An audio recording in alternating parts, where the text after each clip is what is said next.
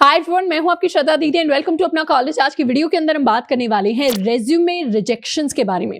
अब रेज्यूमे एक डॉक्यूमेंट होता है जिसके ऊपर हम अपनी क्वालिफिकेशन, अपनी स्किल्स, अपनी एजुकेशन, सारी चीजें मेंशन करते हैं और फिर कंपनी को जाकर सबमिट करते हैं। उसको देखकर कंपनी डिसाइड करती है कि क्या वो हमें इंटरव्यू करना चाहते हैं या नहीं करना चाहते। अगर हम एक इंटरव्यूअर, एक रिक्रूटर के पर्सपेक्टिव से सोचें तो उनके पास आपका रेज्यूमे आया है, वो रेज्यूमे जितना इंप्रेसिव, जितना अच्छा, जितना शानदार होगा, सबकॉन्शियसली वो यही सोचेंगे कि कैंडिडेट भी उतना ही अच्छा है। इसीलिए एक रेज्यूमे बहुत ही इंपॉर्टेंट पीस ऑफ पेपर है हमारे प्रोफेशनल जर्नी का। अब वीडियो की शुरुआत से पहले मैं एक छोटा सा रियलिटी चेक सभी के साथ शेयर करना चाहती हूं कि ऑन एन एवरेज किसी भी कैंडिडेट के किसी कंपनी में सिलेक्शन से पहले ऑन एन एवरेज वो 30 से 50 कंपनीज के अंदर अप्लाई करते हैं। और जो बहुत ही ज्यादा कंपेटिटिव फील्ड्स होते हैं, जैसे सॉफ्टवेयर इंजीनियरिंग का फील्ड हो गया, उसमें एटलीस्ट 50 कंपनीज के अंदर एक कैंडिडेट अप्लाई करता है। अगर मैं इसका आपके साथ एक फैक्ट भी शेयर करूं तो रिसेंटली एक स्टूडेंट था जिसका 1 करोड़ प्लस का पैकेज लगा अमेज़न के अंदर and it was an international package. उन्होंने हमारी प्लेलिस्ट से भी पढ़ा था, तो उनका कहना था कि उन्होंने अपने फर्स्ट प्लेसमेंट से पहले एटलीस्ट 100 कंपनीज के अंदर अप्लाई किया था अपने रेज्यूमे के साथ। तो ऐसा नहीं है कि अगर हमने 4-5 कंपनीज के अंदर अप्लाई किया है और हमारा रेज्यूमे सिलेक्ट नहीं हुआ तो उसको हम एक रिजेक्शन की तरह ले लें। वो रिजेक्शन नहीं है, क्योंकि अभी तक हमने इनफ कंपनीज के अंदर अप्लाई नहीं किया है। इसीलिए रिजेक्शन तब आता है, मिस्टेक्स हमें तब पता चलेंगी जब हम इनफ कंपनीज के अंदर अप्लाई कर देंगे। तो अभी तक हमने ये एस्टैब्लिश कर लिया कि क्यों रेज्यूमे इंपॉर्टेंट है, रिजेक्शंस का मतलब क्या है। अब बात करते हैं कुछ ऐसी बहुत ही कॉमन मिस्टेक्स की which are the biggest reasons कि रेज्यूमेज रिजेक्ट होते हैं। इनमें से फर्स्ट मिस्टेक जो हम में से काफी सारे लोग करते हैं वो होती है कि हमारा रेज्यूमे इंप्रेसिव नहीं होता।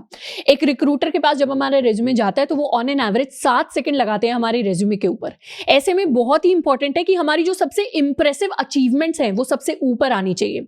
अगर आपका कॉलेज बहुत अच्छा या बहुत फेमस कॉलेज है, जैसे IITs हो गए, SRCC हो गया, या फिर और कोई अच्छा कॉलेज है, तो फिर आपको अपनी एजुकेशन ऊपर लिखनी चाहिए। अगर आपने कोई किसी बहुत ही अच्छी कंपनी के अंदर इंटर्नशिप की है या आप ऑलरेडी वहां पर जॉब कर रहे हैं तो आपको वो सबसे ऊपर लिखनी चाहिए। अगर आपके मार्क्स बहुत अच्छे आए हैं, आपने कॉलेज में टॉप किया है या किसी पेपर को पब्लिश किया है, तो आपको वो सबसे ऊपर लिखना चाहिए। अगर आपके स्किल्स बहुत यूनिक हैं, बहुत अच्छे स्किल्स हैं, जिस पोजीशन के लिए आप अप्लाई कर रहे हैं उससे रेलेवेंट स्किल्स हैं, तो आपको स्किल्स सबसे टॉप पे लिखने चाहिए। अगर आपने कोई ऐसा प्रोजेक्ट बनाया है जिसको देखकर इंटरव्यूअर को लगेगा अरे वाह ये तो बहुत ही इंप्रेसिव प्रोजेक्ट है, तो आपको अपने प्रोजेक्ट सबसे ऊपर लिखने चाहिए। तो बेसिकली आपको इंटरव्यूअर को इंप्रेस करना है, तो आपके बारे में सबसे ज्यादा इंप्रेसिव चीज जो है वो रेज्यूमे में ऊपर की तरफ आनी चाहिए। और इसका ऑपोजिट भी बिल्कुल सच है, यानी जो थोड़ी सी अनइंप्रेसिव चीजें, जैसे हमारे मार्क्स थोड़े से कम रह गए हैं, तो उसको हम बिल्कुल रेज्यूमे के बॉटम में लिखें या फिर ऐसी चीजों को हम मेंशन ना करें। तो उसकी वजह से एक बहुत ही पॉजिटिव इफेक्ट आएगा एक इंटरव्यूअर के ऊपर हमारे रेज्यूमे को देखने का। दूसरी कॉमन मिस्टेक जो काफी सारे स्टूडेंट्स करते हैं वो ये होती है कि हम अपनी रेज्यूमे के अंदर एक्शन वर्ड्स को यूज नहीं करते। एक्शन वर्ड्स कहने का मतलब है कि जब भी हमने कोई काम किया है तो उसको एक वर्ब की फॉर्म में या किसी एक्शन वर्ड की फॉर्म में डिस्प्ले कराना।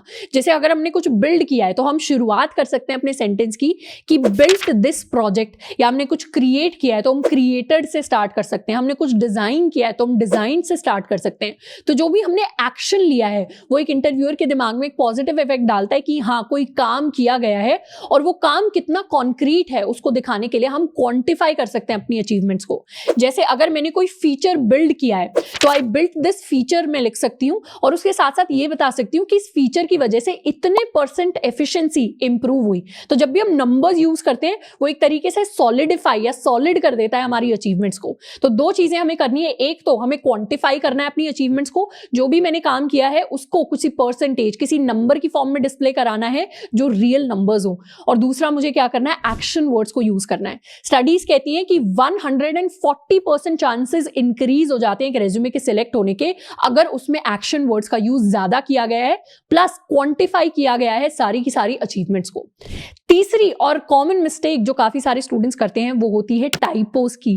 टाइपोज यानी ग्रामेटिकल मिस्टेक्स। हमें से काफी सारे लोग होते हैं जो अपने रेज्यूमे को बहुत जल्दबाजी में बनाते हैं। एप्लीकेशन पर किसी पर भी अप्लाई करने से शायद 1 दिन पहले या 2 दिन पहले हम बना रहे होते हैं, और उस जल्दबाजी में हम कभी कभी बहुत कॉमन ग्रामेटिकल मिस्टेक्स, इनफैक्ट बहुत छोटी छोटी मिस्टेक्स को छोड़ देते हैं, और ये हमारे इंटरव्यूअर या रिक्रूटर को दिखाता है कि हम केयरलेस हैं या हम उस जॉब के बारे में उतने सीरियस नहीं है।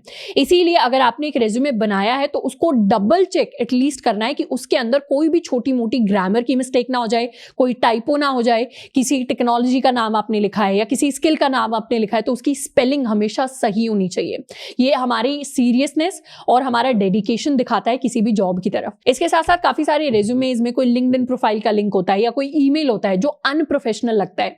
जैसे अगर आपने कोई क्यूट प्रोग्रामर @gmail.com लिखा हुआ है या I am the boss @gmail.com लिखा हुआ है, ऐसी ईमेल आईडीज बिल्कुल भी अच्छी नहीं लगती एक रिक्रूटर को देखने में, और ऐसी ईमेल आईडीज लिखने का मतलब है कि आप ऑटोमेटिकली रिजेक्टेड हैं। तो ऐसे में कोई भी अनप्रोफेशनल चीज हमें रेज्यूमे के अंदर नहीं रखनी। एक तो अपनी ग्रामर और सारी चीजें ठीक रखनी है, डबल चेक करना है चीजों को, प्लस अनप्रोफेशनल चीजें हमारे रेज्यूमे के अंदर बिल्कुल नहीं दिखनी चाहिए।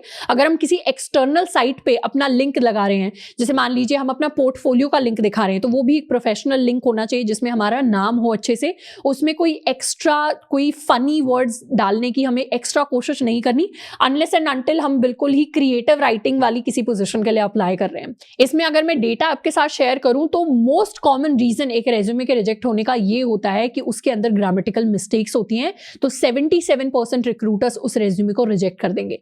सेकंड मोस्ट कॉमन रीजन होता है कि लोगों ने बहुत ही अनप्रोफेशनल ईमेल्स लिखी होती हैं जिसकी वजह से 35% रिक्रूटर्स उन रेज्यूमेस को रिजेक्ट कर देते हैं।